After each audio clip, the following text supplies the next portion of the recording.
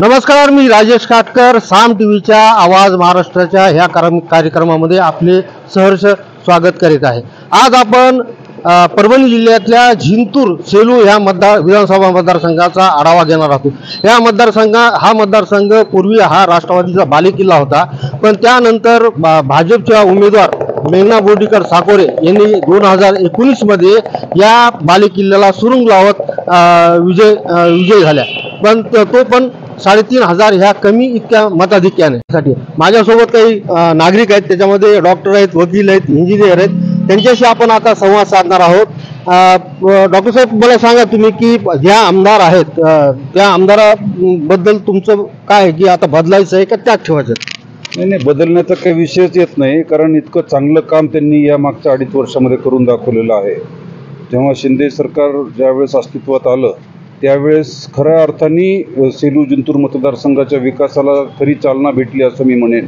आणि जेवढं काही आश्वासन दिदींनी इलेक्शनमध्ये त्यांच्या दिलेले होते, जवळपास तेवढे 90-95% आश्वासनं त्यांनी त्यांच्या माध्यमातून त्यांनी पूर्ण केलेले आहेत आणि भरपूर विकास त्यांनी या मतदारसंघामध्ये करून दाखवलेला आहे। आपल्यासोबत काही सामान्य नागरिक पण आहेत, आपण त्यांच्याशी विचारू। काय वाटतं तुम्हाला की ह्या आमदार आता बदलायला पाहिजेत का ह्याच पुन्हा ठेवायला पाहिजेत? काय तुम्हाला काय वाटतं? मी शिवप्रसाद काबरा, माझं एकच म्हणणं आहे साम टीव्ही मार्फत, सकाळ मार्फत, की जे सर्वसामान्य लोकांच्या ठेवी ठेवल्या ज्ञानदादा राजस्थानी, जोपर्यंत त्या ठेवीत येत नाही आम्ही सर्व 6 लाख मतदानावर बहिष्कार टाकणार आहेत। आता पाऊस पडून इतकं नुकसान झालंय की जवळपास 8 दिवस लोटले, त्याच्यामध्ये मंत्री संत्री जे आहेत ते येऊन पाहणी करत आहेत, पण अजूनही कोणती शेतकऱ्याला अशी भरीव अशी मदत सरकारनं केलेली नाही। या सरकारकडून आम्हाला कोणतीच अपेक्षा नाही, हे फक्त घोषणा करणारं सरकार आहे। या अगोदर जेवढ्या घोषणा केल्या, 15 लाख रुपये देऊ म्हणले, कोणाला 1 रुपया नाही आला। आता धनंजय मुंडे साहेब म्हणले तुम्हाला सरसकट मदत करू, आणि 33% मदतीचा GR काढला, कोणतीच अपेक्षा नाही। आमच्या मतदारसंघामध्ये MIDC होऊ घातली, त्या MIDCचा प्रश्न मार्गी नाही लागला। त्यानंतर सगळ्यात जास्त जर या मराठवाड्यामध्ये जर या ठिकाणी शेतकरी आत्महत्या करीत असतील तर त्याचं एकमेव कारण आहे शेतीमालाला भाव नाही, आणि त्या शेतीमालापैकी सोयाबीन असेल, मुख्य पीक आमचं कापूस असेल, त्याला भाव नाही।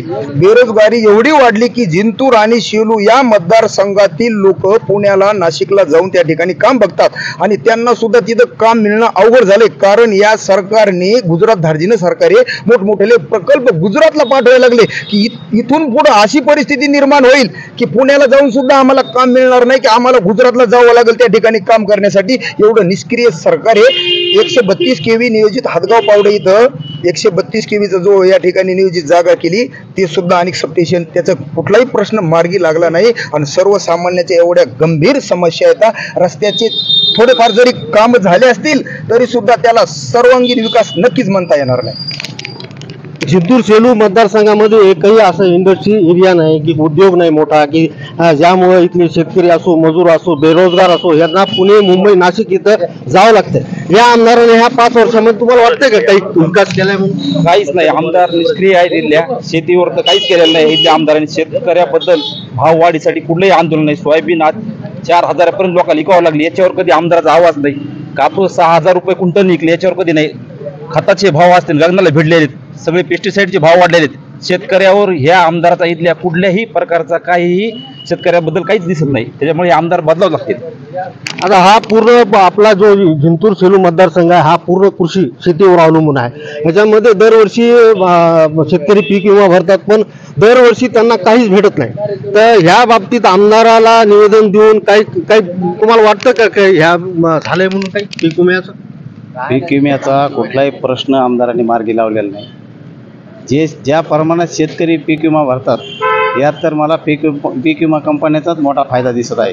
शेतकऱ्यांना ज्या प्रमाणात पीक विमा मिळायला पाहिजे, साहेब हे मटक्याच्या खेळासारखं झालं।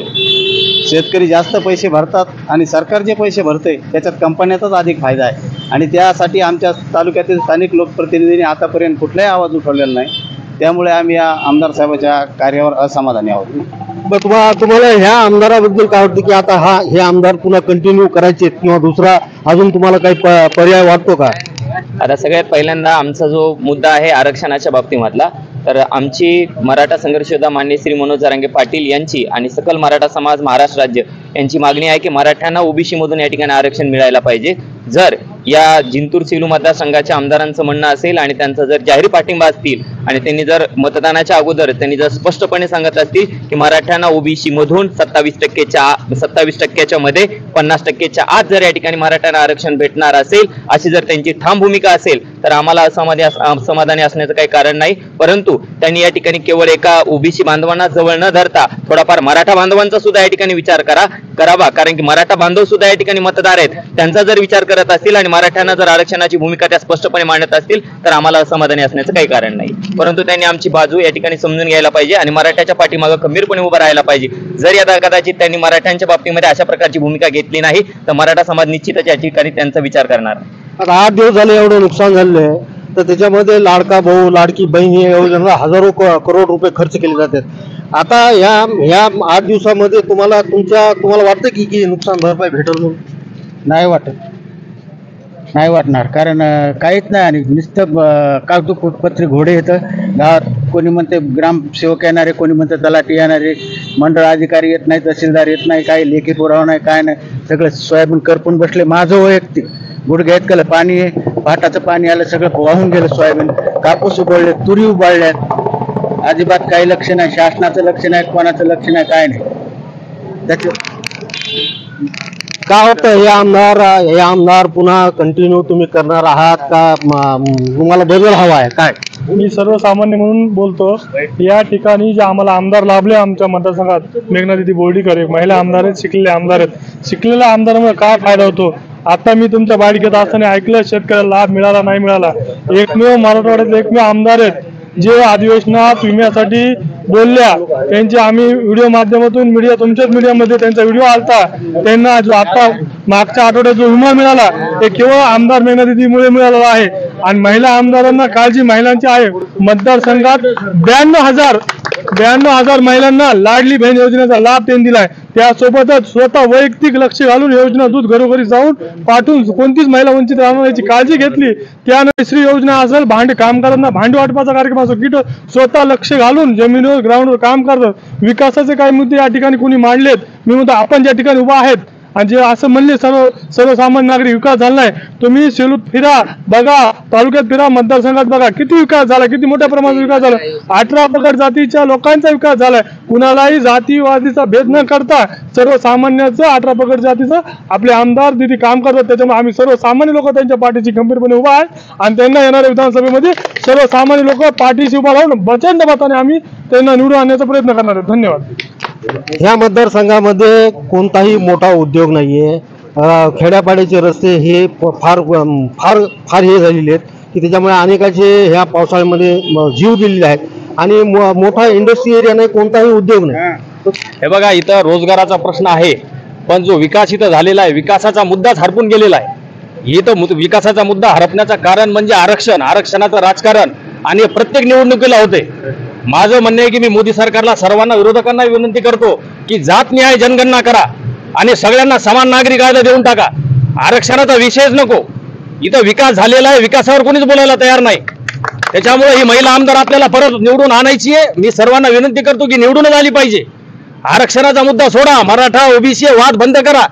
आपल्याला इथं जात न्याय जनगणना करणं गरजेचं आहे आणि ही जनगणना केल्याच्या नंतर समान नागरी कायदा भेटला पाहिजे। सगळ्या जे गोरगरीब वंचित कुटुंब आहेत त्यांना इथं न्याय भेटला पाहिजे, अशी माझी विनंती आहे। तर हा होता परभणी जिल्ह्यातल्या विधानसभा जिंतूर आणि सेलू मतदारसंघातला आढावा। आपण असाच आढावा आता जिल्ह्यातल्या इतर विधानसभा मतदारसंघात घेणार आहोत। राजेश काटकर, साम टीव्ही न्यूज, परभणी। देश विदेशातील प्रत्येक घडामोडींचे लाईव्ह अपडेट मिळवण्यासाठी आता साम टीव्हीच्या सर्व सोशल मीडिया प्लॅटफॉर्मला लाईक, फॉलो आणि सबस्क्राईब करा। तसंच सर्व नोटिफिकेशनसाठी बेल आयकॉन प्रेस करायला विसरू नका।